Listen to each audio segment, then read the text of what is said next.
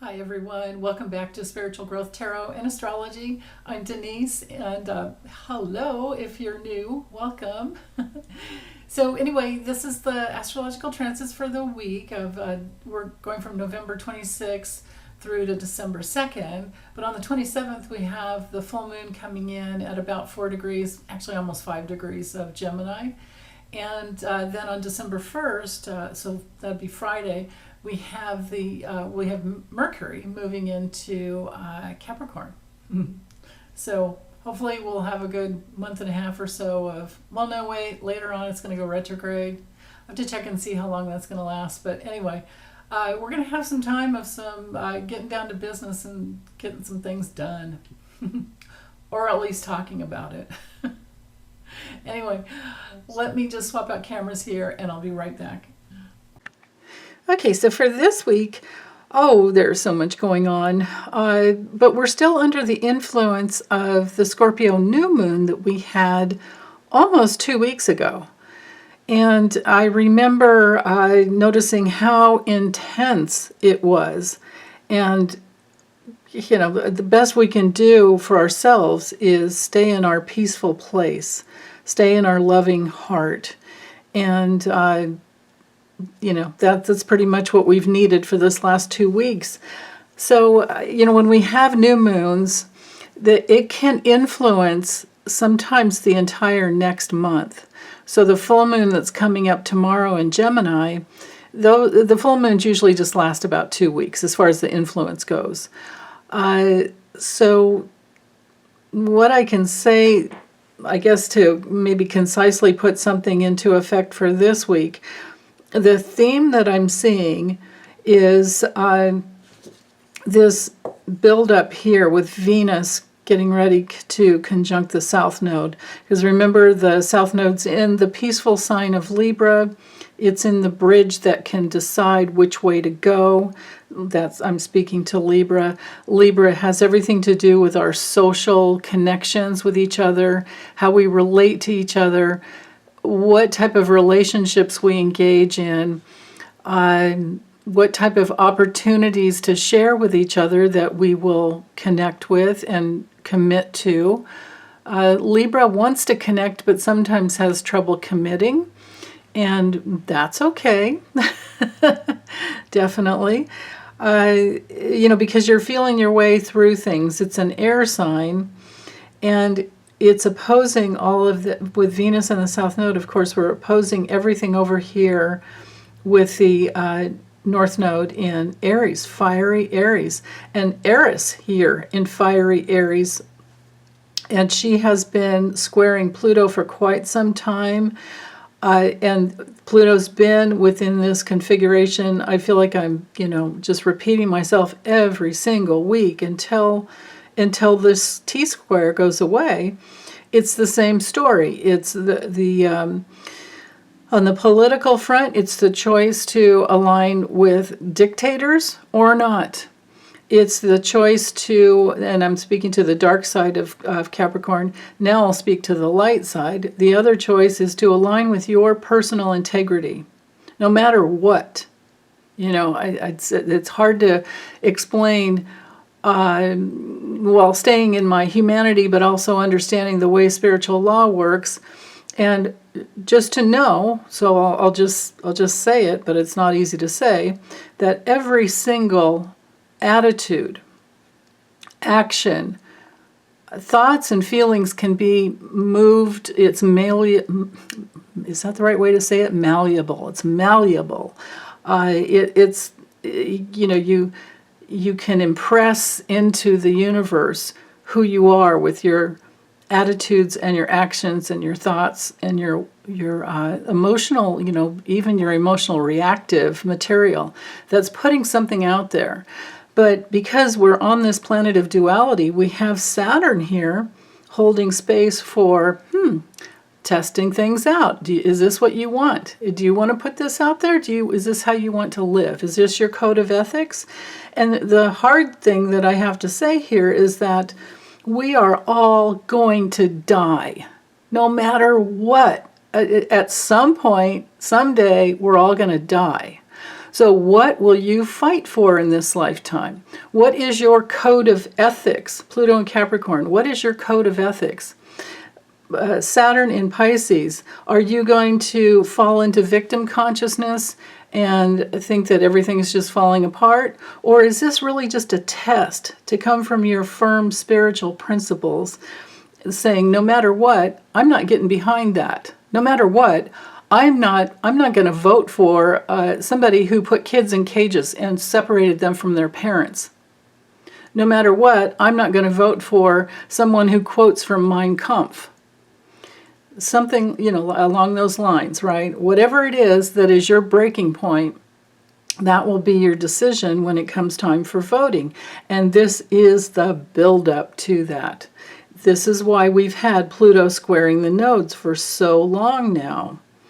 And you can see the nodes are at 24. Now the nodes go backwards, remember? So once we get a couple more degrees, we're going to be out of that square. In fact, it'll be about, I think it's December 6th, if I remember correctly. Let's see. Yeah, I'm pretty sure it's December 6th, or no, it's the 7th. It's actually the 7th. So anyway, it'll be here before we know it, right? It's less than a month. So these lunation cycles that we're having with the new moon and the full moon this month and even into next month is really important. And then next month also, December 13th, Mercury goes retrograde in Capricorn. And this week, Mercury will move into Capricorn. So the theme for this week has everything to do with, and so we're out of, we had a stellium in Scorpio over the last couple weeks or more, and now we've moved into a stellium in Sag. So back to what is Sag all about? It's about speaking up. It's about what do you believe in.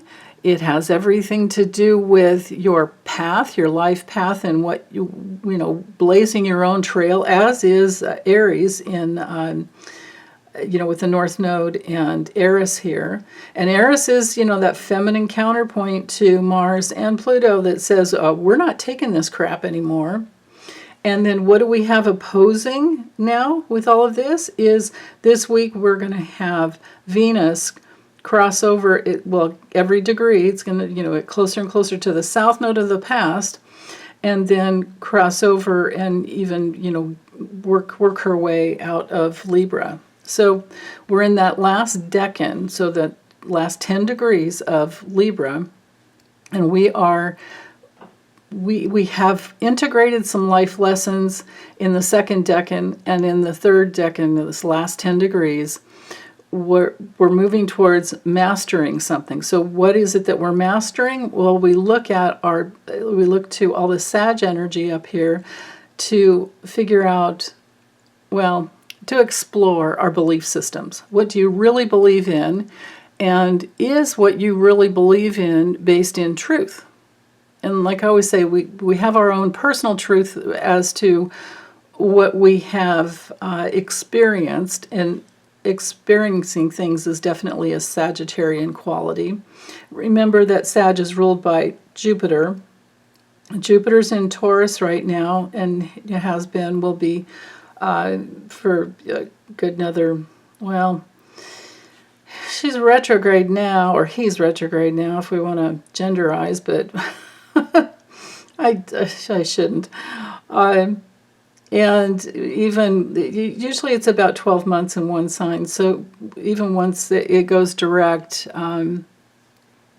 which will be at the end of the year, I think New Year's Eve, if I'm remembering correctly, then what happens is it'll go pretty quickly through the rest of the sign, and then we'll have Jupiter and Gemini, where there are just tons of new ideas.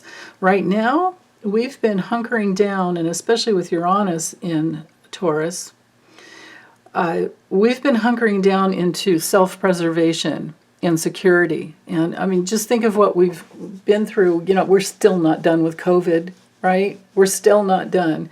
And remember what we've been through in the last several years with Uranus in Taurus. Taurus is about the body and safety and security and abundance, but it's where will we apply the principles of self-preservation, and what principles are we really faithful to? Like, what have we learned by trial and error, which is Saturn and Sag, and that big adventure into Scorpio, that was pretty deep.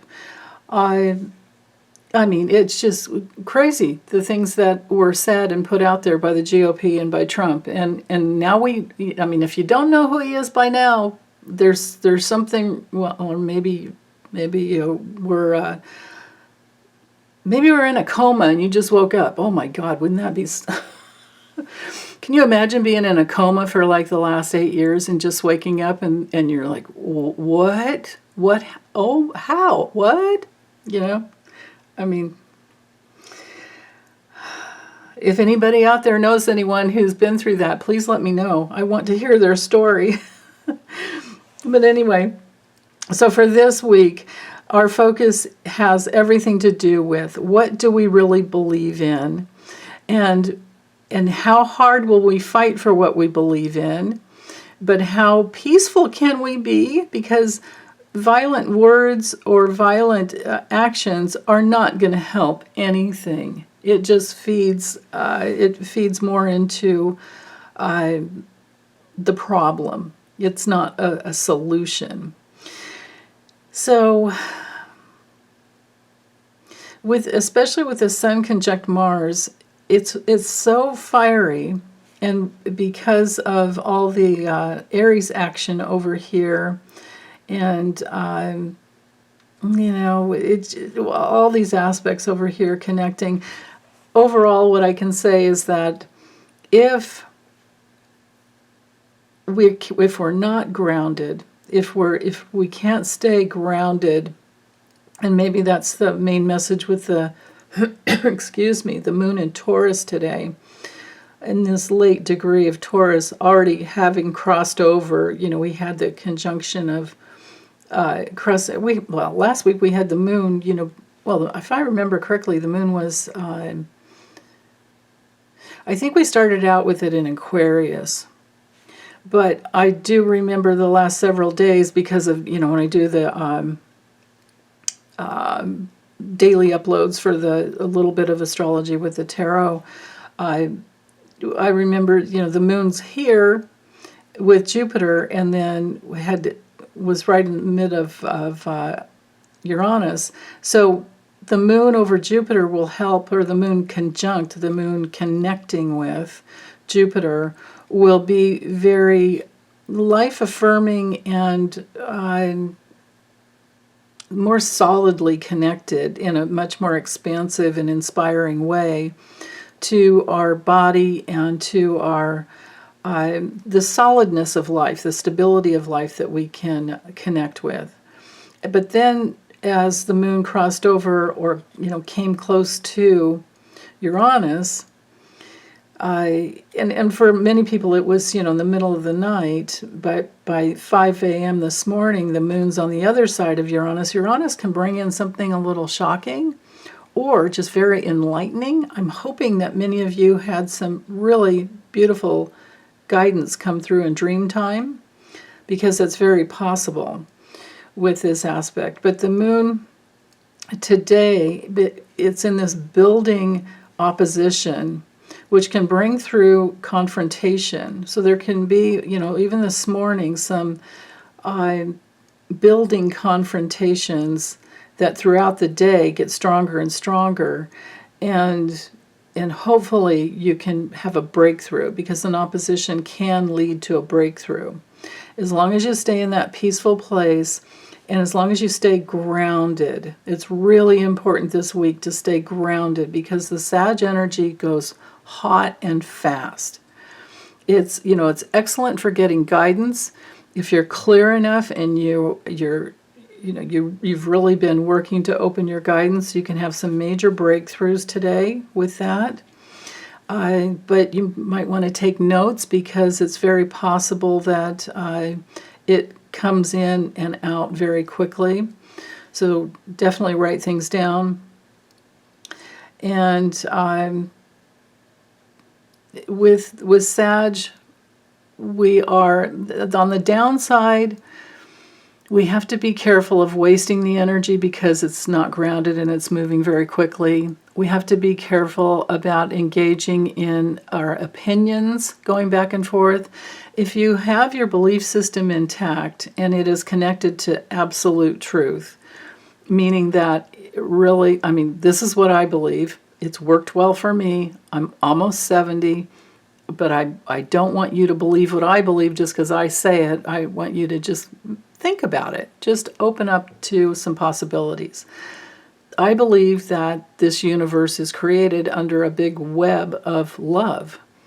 And within this web of love, we're learning what works and what doesn't with every sojourn here we have on Earth. And we're learning how to love ourselves, how to love others. And we experience a lot of unloving days experience. We have a lot of experience in life that is very painful.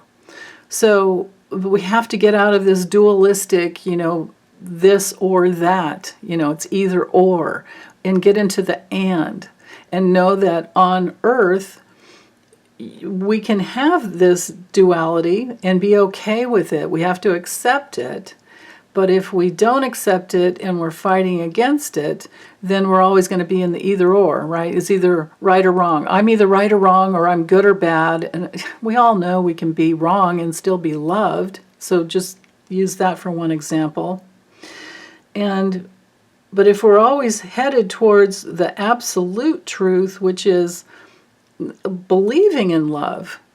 And again, like I said before, we're all going to die someday. You might as well go down fighting for the forces of love rather than engaging in, arguments just because people don't believe what you believe. Or, and I'm talking so much about this because Sag is all about belief systems. It's all about politics. It's all about even sports. It's all about... most of all on the highest levels, it's about our belief system. It's our sense of optimism. It's the way we can expand. It has to do with what we have faith in, but I'm not saying to just have blind faith. I'm saying that, you can say that it's just luck. It's just a lucky thing. I don't believe that. I believe that what we have in life, we fought for hard in our last lifetimes. And maybe in those lifetimes things had to be violent, but now they don't, right? And maybe they never had to be in the first place, but, in past lifetimes we get caught up in those things and we didn't know the difference. Well, we get as many lifetimes as we need to heal. That's the thing. I mean, we'll just keep coming in over and over. And that would explain why some people come in and then they leave at their first Saturn return. There's that whole 27 club, which, is usually related to musical artists. And, like Jimi Hendrix, Janis Joplin, Kurt Cobain. Oh, there were so many others. The Dude in NXS. But there were also a lot of movie stars, too. So, and those were a very challenging Saturn transit to the moon, especially the suicides and the drug overdoses and things like that. So if we let go of judgment around somebody leaving early and just know that this was what they came in to experience in order to heal for some reason or another. And we can't know what their reasons were.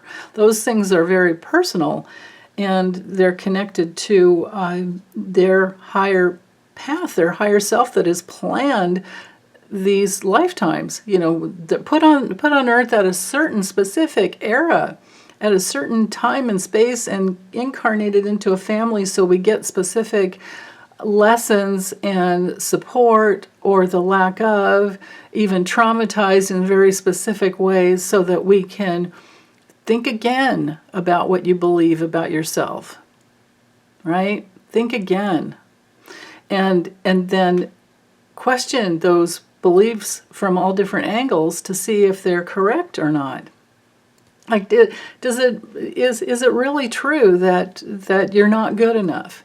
Is it really true that you're inadequate? Is it really true that you're too much? Is it really true that you need to have so much money in order to be safe?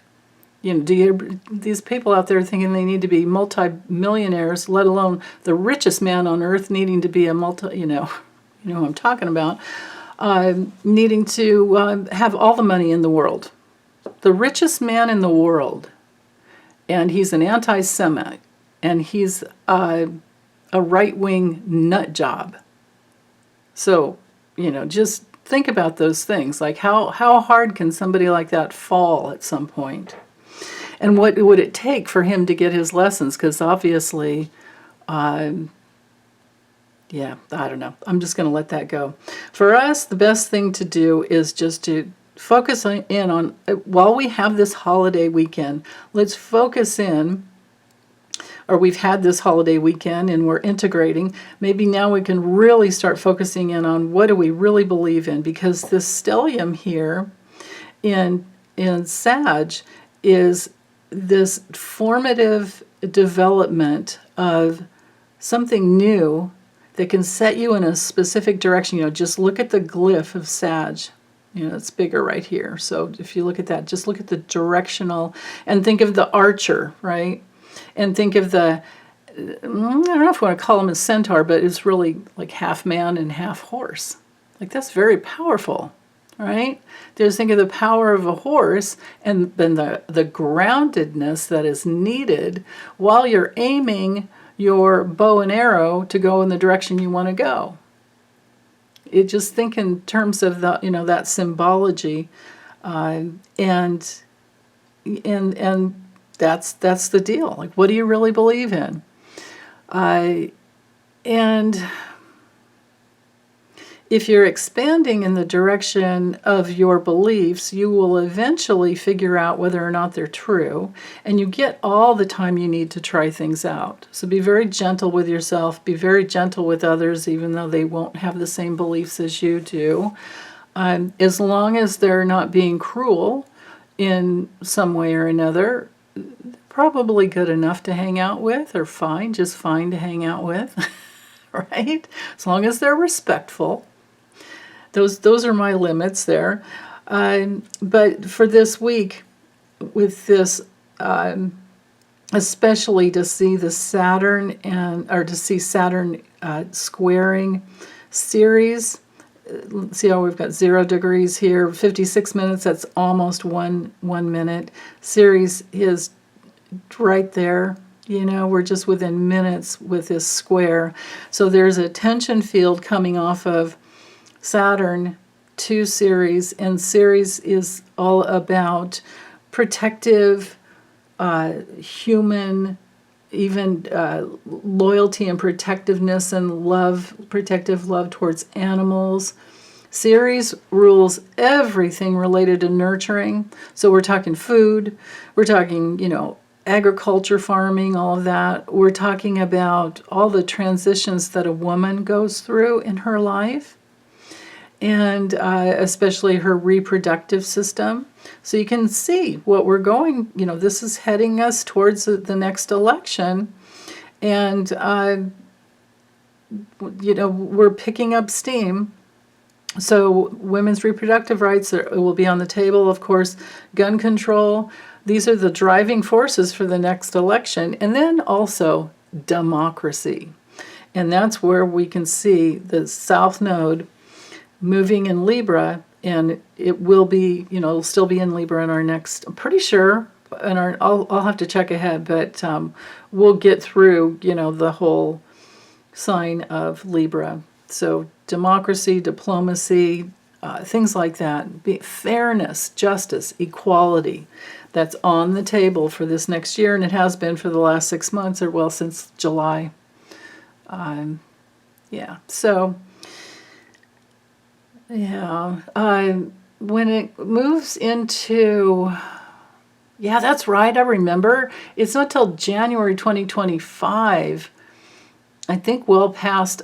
I'm pretty sure it's well. I remember looking it up to seeing that it would be past the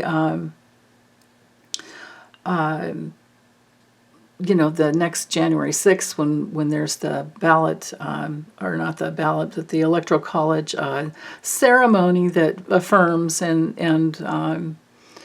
that process is all in there. I can't remember exactly what they call it, but it's, well, it was the last one, or no, I'm sorry, 2021 was the hang Mike Pence, bullshit. Well, it's not going to be that again because there's a new law in place, and it's probably I'm betting there's others that I just don't know about, but there's nothing near to what I really want in place for the next election, and I don't know that it'll get there because we still have the House held by the GOP.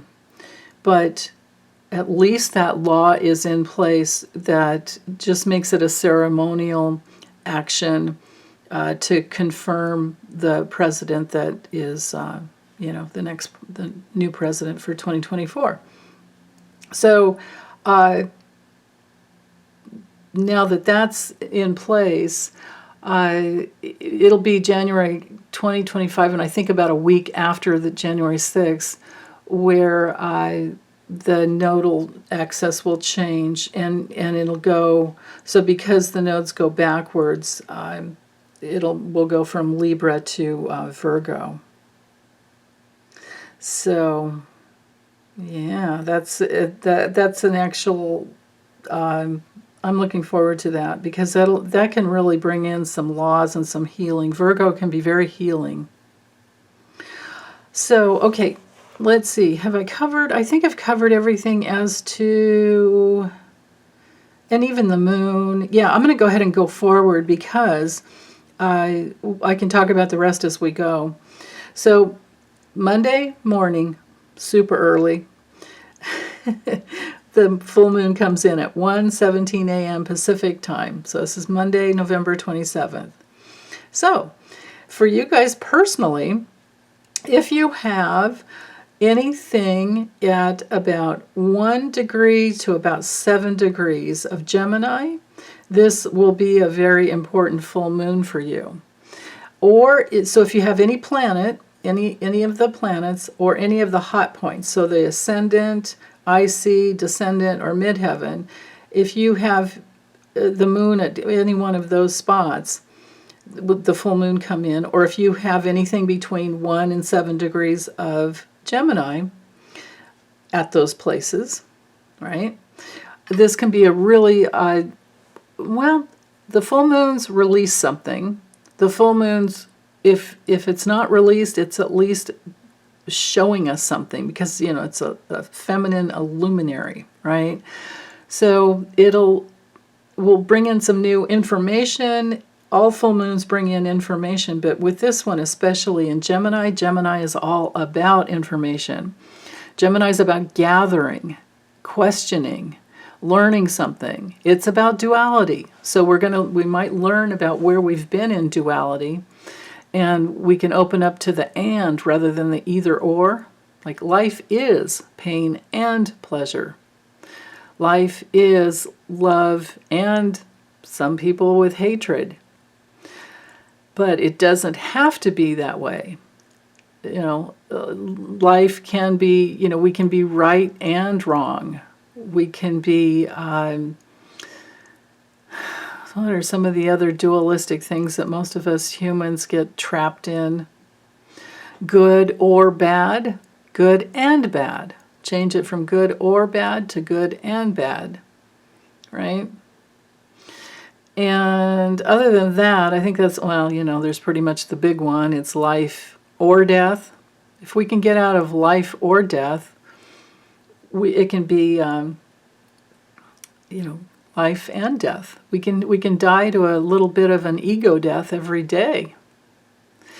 And then the biggest one to me is like when we're trying to make decisions, because in decisions we're usually and this is a very Libra theme, we're usually in usually in an either-or situation, and you've got pros and cons. So when you're trying to figure those things out, a lot of times, if you can, or if it's just an attitude adjustment that needs to be made, like let's say it's not something that has anything to do with you, but you're trying to decide your stance about something. I always like to take money out of the equation. I like to look at things from a different angle without thinking about, oh, how much would it cost? Or who would it cost? Or this or that. And because it puts me into a much freer state. And then you can really explore different options. And you could look at all that you can get, and this would be a very Virgo thing. Or a Mercury thing, because Mercury rules Gemini and Virgo. So Mercury is ruling this full moon. And you can see it's at 4 degrees, almost 5 degrees, right? Sag. And with the moon at Gemini, we've got the exact opposite. Of course, that's what creates the full moon. But Mars is involved as well. So it's, again, back to that directional focus I was talking about. And with Ceres there, it is what nurtures you, what helps you best to take care of yourself and those you love. And then Ceres sometimes is connected to grief and separation. So, there can be this terrible, these old feelings and these fears that it's going to happen again. But the truth is those feelings are usually there because it happened in a past lifetime. And it doesn't have to happen again. But there's that, that echo. Until you get in touch with the pain of the past lifetime, it'll hang with you. It just does. So explore how you feel about things when we have a full moon. And with Gemini, it's again, like, how do you think? How do you communicate with yourself? Are you objectifying yourself when you need to be more subjective, or maybe you're just naming things, which is not bad at all. But what are you connecting with? Because Gemini connects. The moon connects. So there can be great opportunity with this Gemini full moon. And there can be, with all this Aries energy and Sag energy, this ability to speak up for yourself and assert yourself in healthy ways. And with Venus here in the mix, opposing, this is still happening here and all week long, we're still in that realm of connecting with the past, understanding our relationship patterns from the past, how we relate with others, basically. And is there a spotlight coming here from both of the luminaries, the sun and the moon, to show us or help us question, again, what do we really believe in? Just because something happened in the past doesn't mean it's going to happen again. And maybe it happened in the past because that's what you believed in then, under the law of affinity, like attracts like. Then what if we could just flip this whole thing on its head? When a false belief comes up and you question it and go, oh, well, no. Is that really true? Does that have to be true again? But if you really believe in something, you will manifest it, right? So if we're believing in the power of all this fear-based bullshit that's being put out there by people who are trying to control our bodies, trying to control our beliefs, who have not honored the Constitution, where there's supposed to be a separation between church and state, if we're afraid of these people who are trying to make us behave a certain way when it's not who we really are, meanwhile they're so dirty with their money. If we're really believing that has power, then it will. If that fear keeps you from voting, or you just want to pull the wool over your eyes, or if you want to be pessimistic about the way things really are, if you're not willing to fight for what is loving and truthful, then they will win. So basically, it always comes back to, like, what will you stand for? It's like I said last week, it's that last line in Led Zeppelin's Stairway to Heaven, to be a rock and not to roll. So we can't roll over for these fear-based dictators.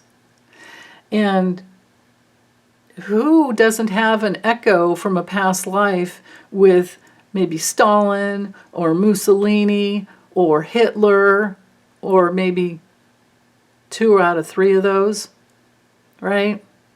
And who was it before then? You know, that type of thing. Right? I tend to think we're all a bunch of recycled souls, and there's not a lot, or maybe there aren't any new souls being created. But that's just me, and that's kind of abstract, so let's don't go there.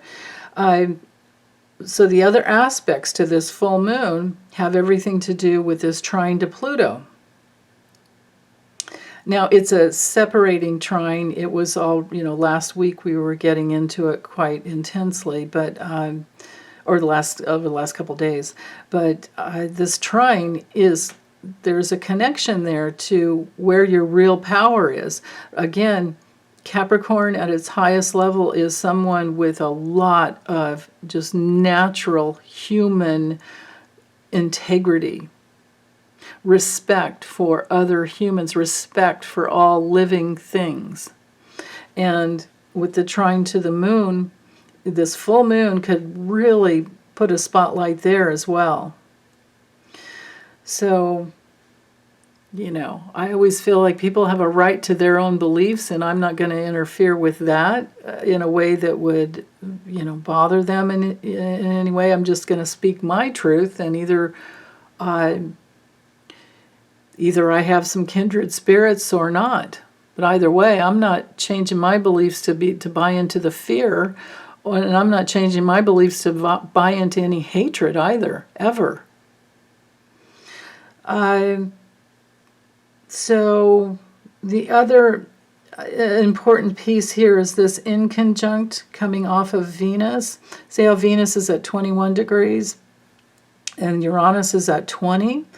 Venus rules Taurus and Libra, so we have a triple whammy of enlightenment that can come through with this full moon. With Uranus in that last decan of Taurus, there is mastery over, and it doesn't matter that Uranus is retrograde. It's only gonna go back to 19 degrees. In fact, it'll go direct. I think it's early next year. I think it's the end of January. So with this quincunx inconjunct aspect here, there's always an adjustment. When you see that little green line with that little sideways K, that means adjustment. Just translate it into adjustment. That'll save you some time.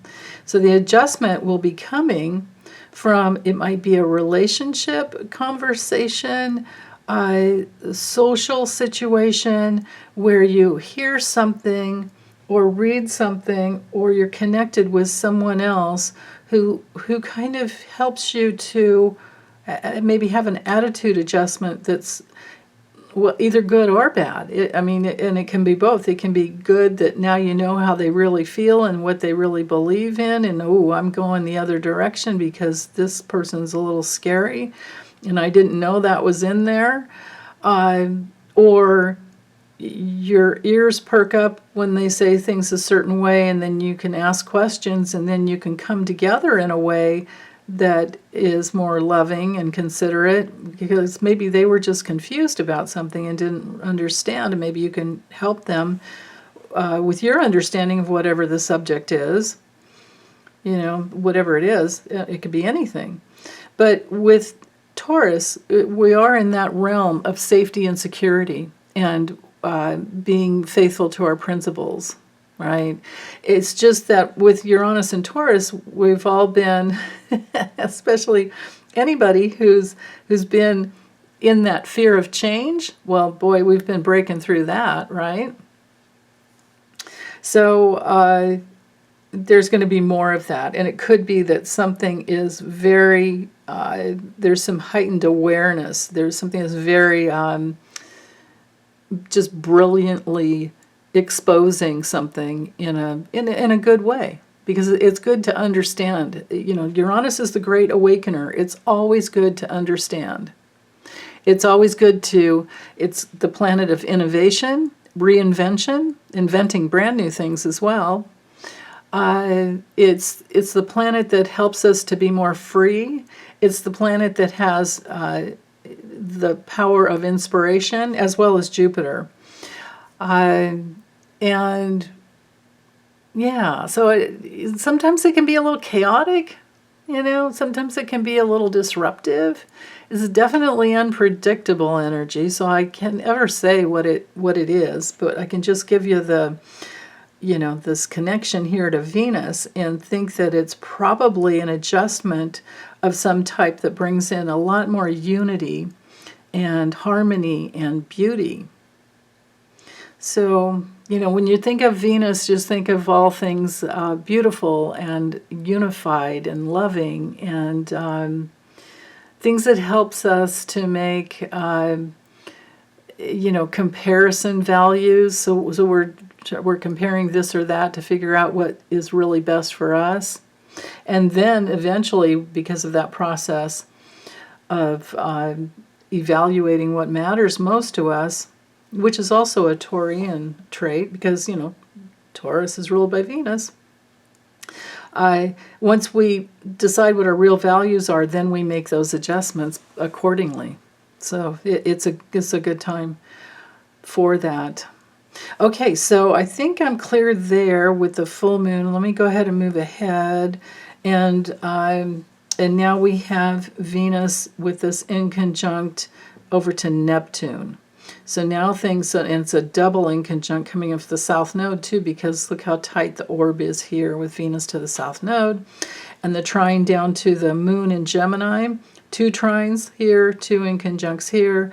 That spells to me some new awareness and some new connections that are being made. And that can be very, it can be just the adjustment that you need coming from your higher self, coming from that ability to dissolve, because Neptune helps to dissolve. It could dissolve, your process could be leading you to dissolving some false beliefs that have been holding you back and making you feel like you were a victim, or holding you back in a way that had you just going flipping and floundering, flopping like a fish, Pisces, right? All over the place. Because you didn't have a piece of the deeper understanding. And I think the deeper understanding is coming in not only from all these aspects, but also from Saturn with this triple square going on here with the Sun, Mars in Ceres. Again, what do you believe in? What is your spiritual foundation based on your beliefs? What is your higher self telling you? And then you make those adjustments. And it very well may be mirrored back to you through the lens of relationship, because relationships are mirrors. If you stay in a relationship for a very long time, there's some mirroring going back and forth that it's either, you know, pretty good, like, yeah, this person sees me and I see them and we love, and there's that. But if there's not, then you tend to go your separate ways. And that doesn't always mean that people don't stay together too. They just kind of tend to go off in their own directions, which, you know, that's sometimes just the way it has to be for at least a while. If there's no abuse going on, why not, you know? And if the love and commitment is there in a new way, then why not? Or if the commitment has always been there. Sometimes those are soul contracts, you know, where there was the commitment, no matter what. as long as there's no abuse. If there's abuse, then that's a whole different animal to deal with.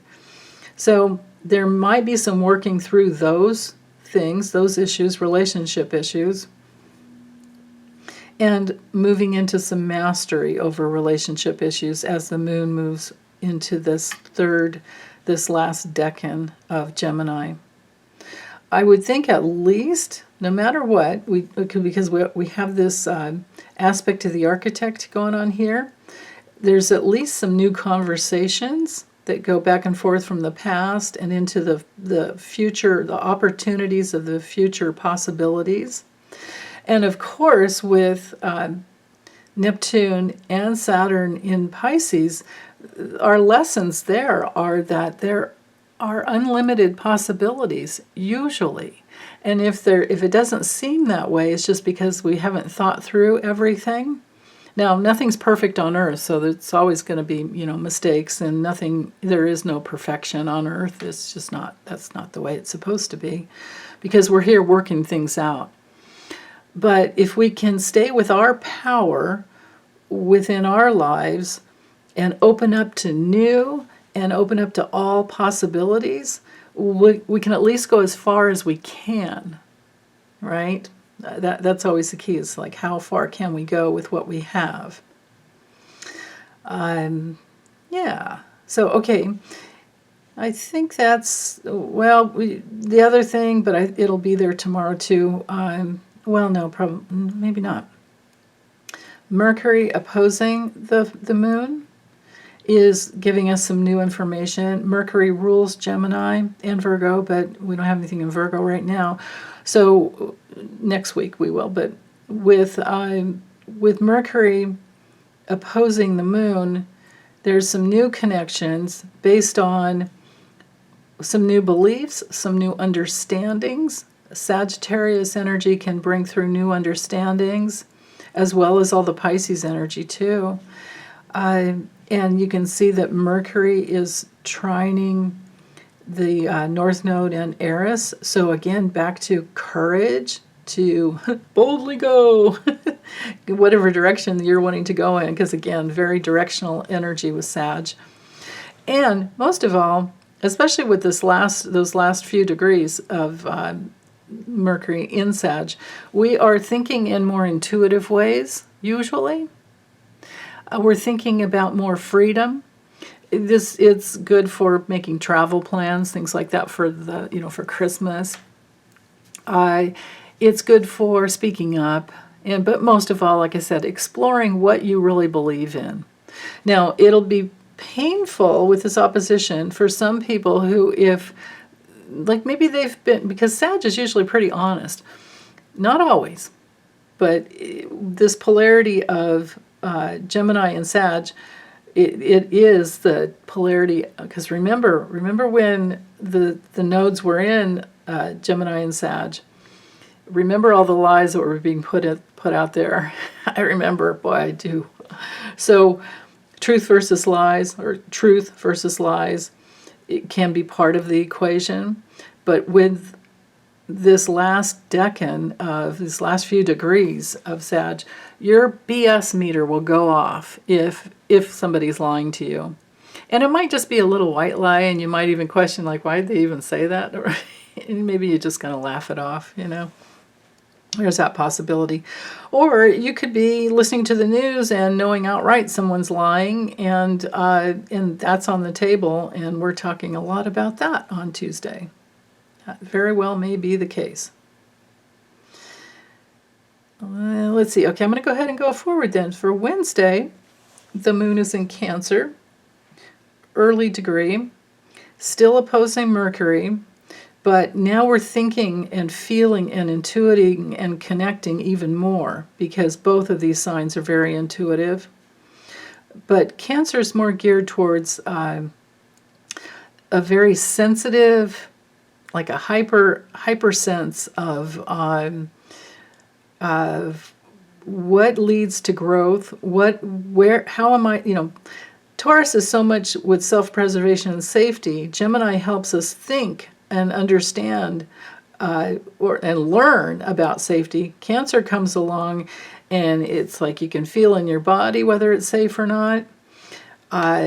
Cancer has everything that is growth oriented, but it's because we're trying to find what is really safe and what isn't, which is why it's connected to home.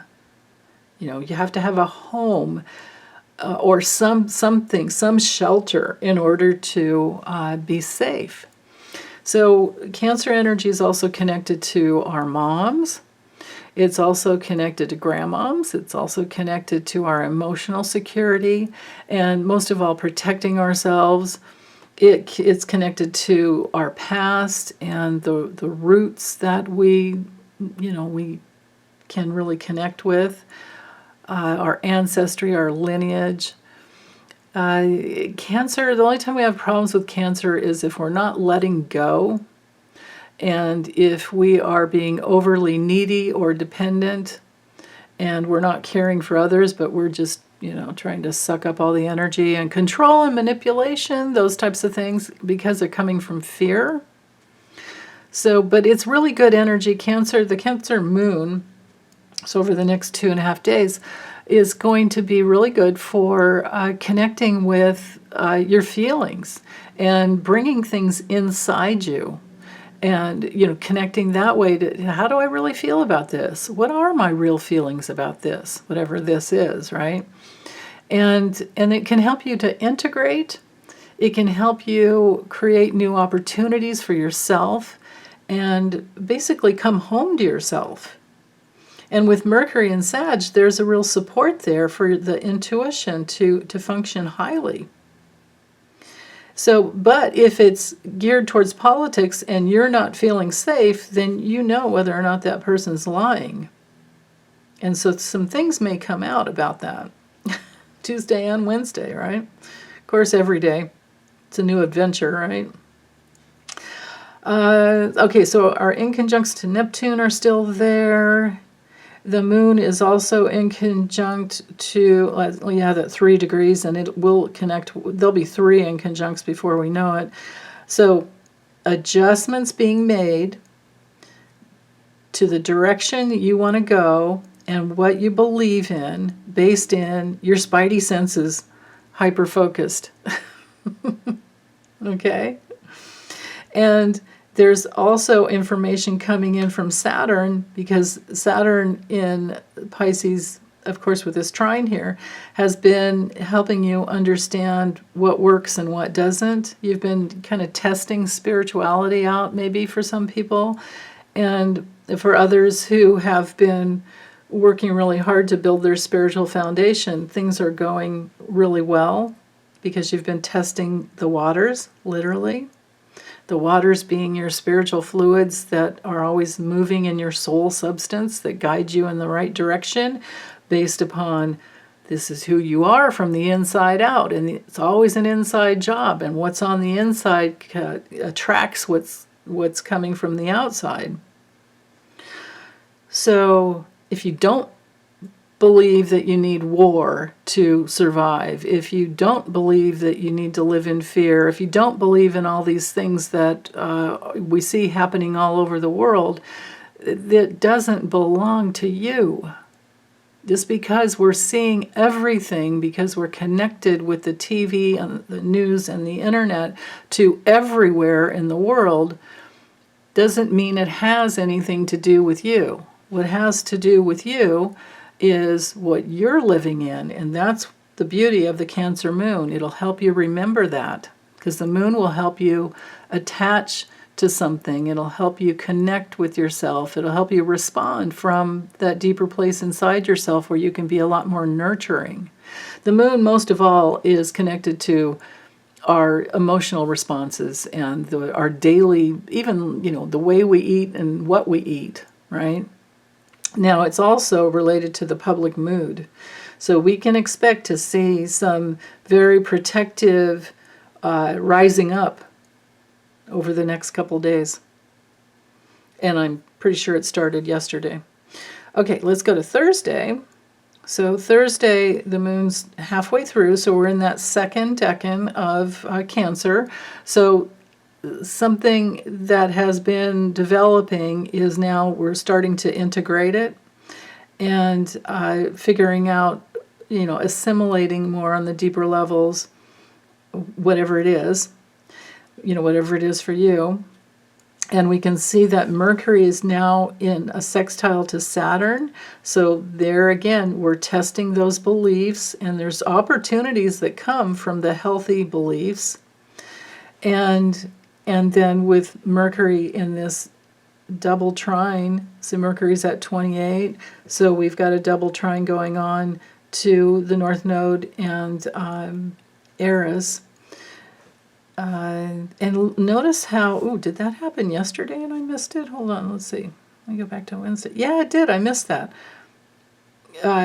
Eris moved a little bit ahead of, let's see, Thursday.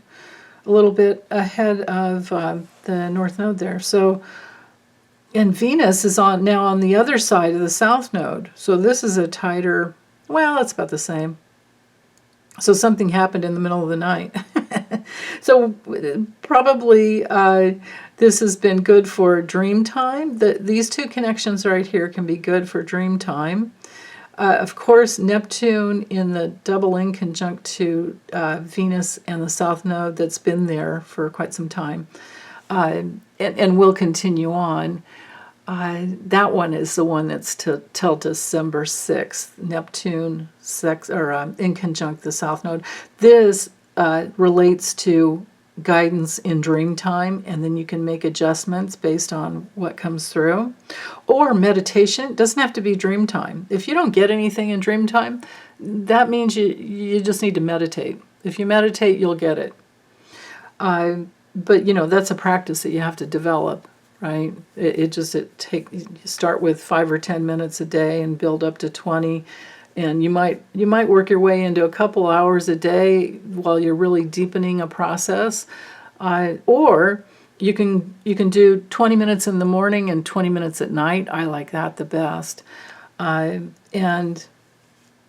then, but sitting in the energy in the day when you're really grounded in life is also really a wonderful experience. So you might want to do 3 times a day, 20 minutes each, when you're, especially when you're working on creative projects, which Saturn and Pisces, Neptune, Pisces, all that energy there is very, very supportive for creative projects.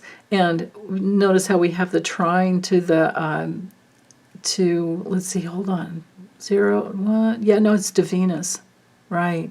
So that's pretty cool, actually. So it can work through relationships. There can be a lot of creativity that comes through relationships as well. But this Mercury sextiling Saturn here is just wonderful for creating new opportunities. And now with Mercury at this, it's almost at 29 degrees at that anaretic degree where things are really heightened, more intense, more stable, there's more mastery in whatever's going on. We're talking intuitive focus here with these two. So that's really good. This sesquisquare from the moon up to Ceres is just a little bit of stubborn energy, and there's a little bit of stubborn energy up to Saturn as well. But the connector here with Saturn squaring Ceres and Mars, again, it's the question of where do I want to go to find the safe space in order to be as creative as I possibly can. And sometimes, with Sag energy, it's about you go there in your mind first and you develop those strong beliefs in safety, security, and then those adjustments come in, but on a stubborn level, and it needs to be stubborn because we're talking security and we're talking integrating some life lesson with the moon there at 16 degrees Cancer, with it, the moon being in the second decan. So we're out of the formative developing into something that can grow. Like, just think if you're nurturing a plant, if you planted some seeds when something was in, like let's say you're from the Aries moon, you planted some seeds, have been watering, nurturing, providing sunlight, all those things, and now maybe something has sprouted, whatever the sprout is. It can be anything. And now you're seeing real growth, and so you're stubbornly connected to, you really want to nurture this growth, and you really want to sustain this growth, and there's some mastery there. So the tension field of the square can work into strength, and the stubborn energy of the sesquisquares can work into, solidly, stubbornly holding on to something that's good. And then when it comes to the square from the moon up to Chiron, you can find your deeper gifts inside you. Because Chiron's really, it's related to our deepest wounding, but inside our deepest wounding and working through that is our deepest gift. Deeper gifts, deepest gifts. There's never just one. So, okay, let's go ahead and go to Friday. Friday, Mercury at 6:51 a.m. Pacific time moves into Capricorn.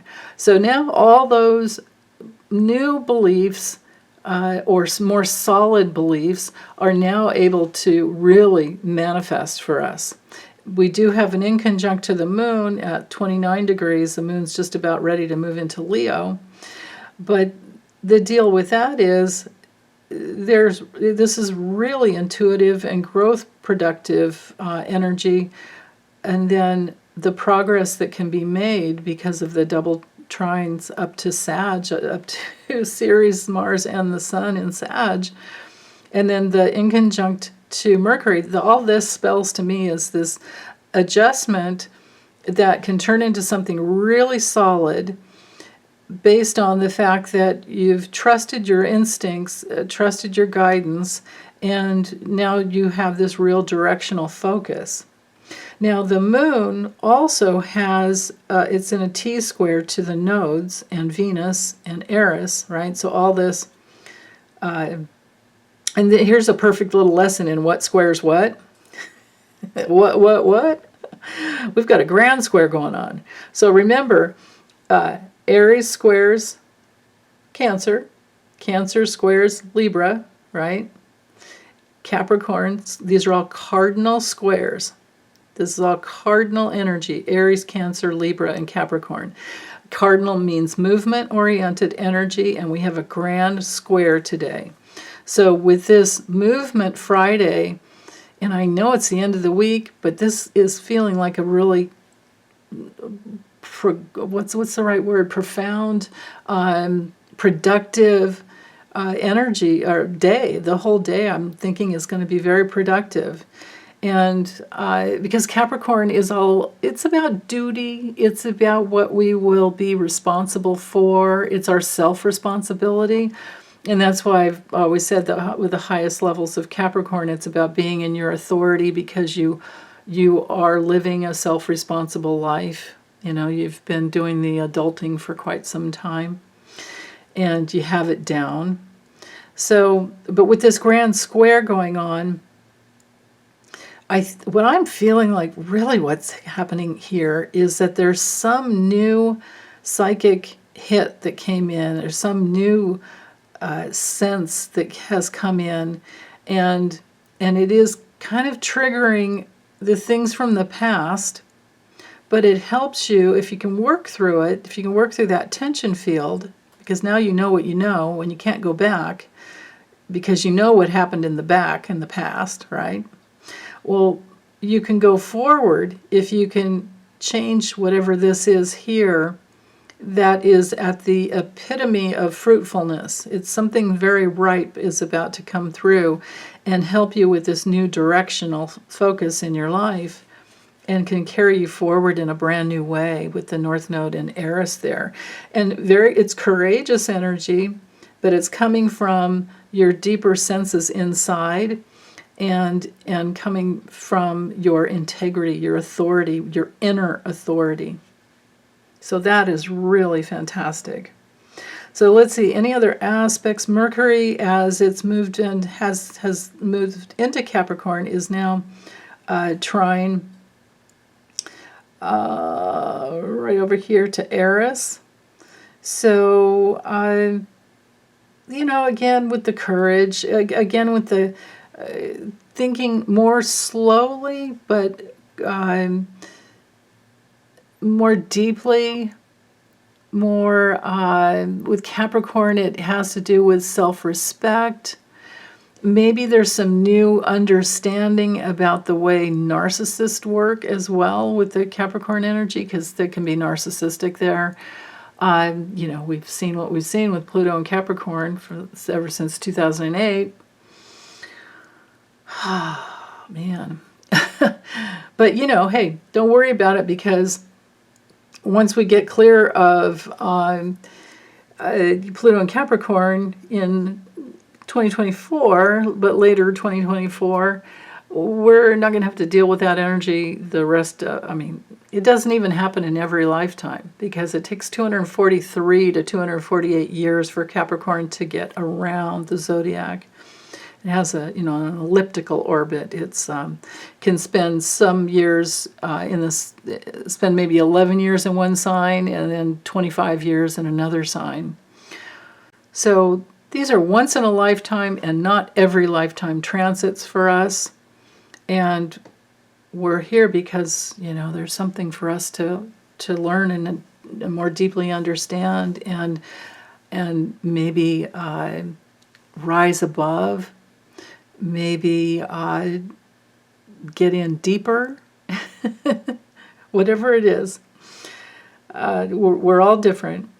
So with the moon in conjunct Mercury, again, same thing, we're making adjustments, but the adjustment will lead to something more solid as Mercury goes through you know, the sign of Capricorn. And then I'll talk more about that as we get closer to Mercury retrograde. When Mercury goes retrograde, it'll be December 13th, and it'll be at 8 degrees Capricorn. So, and I have to check, because it might even go back into Sag a little bit. I have to check that out. I just know it'll happen December 13th. And yeah, you know what? I'm betting it does. Yeah, I'm sure it will hit Sag, because it'll be retrograde until January 2nd, I think, if I remember correctly, 1st or 2nd. So, you know, basically New Year's. But yeah, it'll have to push it back into Sag. So we're working through, what do we believe in and what do we want to manifest, bottom line. Yeah, and then Friday, man, with this major opposition here still with the moon. So these are powerful days. This is a powerful week for firming up our beliefs, or exploring our beliefs, and then for from there making solid plans and putting our plans into action, because again, cardinal energy. So okay, let's go ahead and go to Saturday. So Saturday, we have this exact, pretty much within minutes, I didn't get the exact time, but 5 a.m., Mercury is in that sextile to Saturn. So Mercury and Capricorn, again, like I was saying, solid plans being made. It's in the first, Mercury's in the first decan of Capricorn, and will be that way for a couple of weeks, because remember, it'll go retrograde. So this is all about developing something, putting plans into place that take form in Capricorn, because it's Earth. And then we have the support with the trine down here to Jupiter to help us expand in more abundant ways, and in ways that can help us heal our bodies, or manage some issues that we've been having with our bodies. We might learn better healthcare, self-care, you know, tactics, or routines. Routines would be a better way to say that.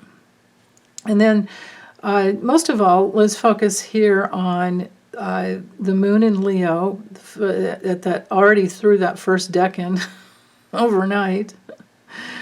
And so there's more courage when the moon's in Leo. There's usually more love. There can be more, my way or the highway kind of energy. There can be a little more, because Leo in the downside can have a little bit to do with narcissism as well.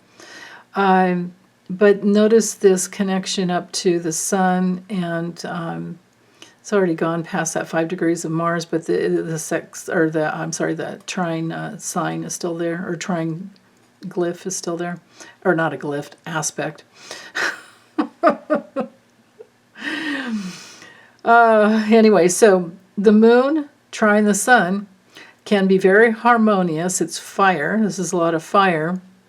If you're connected with your heart and you're following what you love, and you constantly exercise the choice for love, like what is the loving approach to something, then you can find there's a spotlight here and a luminary here. We've got the reflection, right, in a way that can really lead to something productive. And with the moon also still in that trine to Chiron, it could really help bring through your deeper gifts. So if you have that courage, and notice that Chiron is also trying to, we pretty much do have a grand fire trine going on here, don't we? Yeah, we do. It's just more down to the moon, but so the moon has created this aspect where we have a connection to something new that we want to go towards based on understanding a deeper level of our gifts. And then maybe somebody shining the light for us and just happens to, say, hey, have you ever thought of this? Have you ever tried that? And then it connects with something that is new. And if not, it can just be a really fun time hanging out. This looks like really good energy for any supportive, loving connection where, there's a common, like the kindred spirit connection is what I'm getting there. So that looks really nice. Yeah, the sesqui square to Neptune I don't think is really a big problem, because Neptune in Pisces is softer energy. The moon in Leo would probably just help somebody understand where they were maybe being a little stubborn, and they just might have to just kind of soften a little bit. The moon is also squaring Jupiter. So there can be some protective love coming from the Leo energy over to the safety and security that Jupiter wants. And there's a tension field there, so it could be that there's something on the table and you're thinking about which, how to deal with something. Well, if you step into your love, then that will be that strength that can come through with any square. So yeah, I think that's it for this week. I'm not seeing anything else to speak to that I haven't already addressed. So yeah, I'm going to get this uploaded and send you lots of love. Big hugs, you guys. Bye.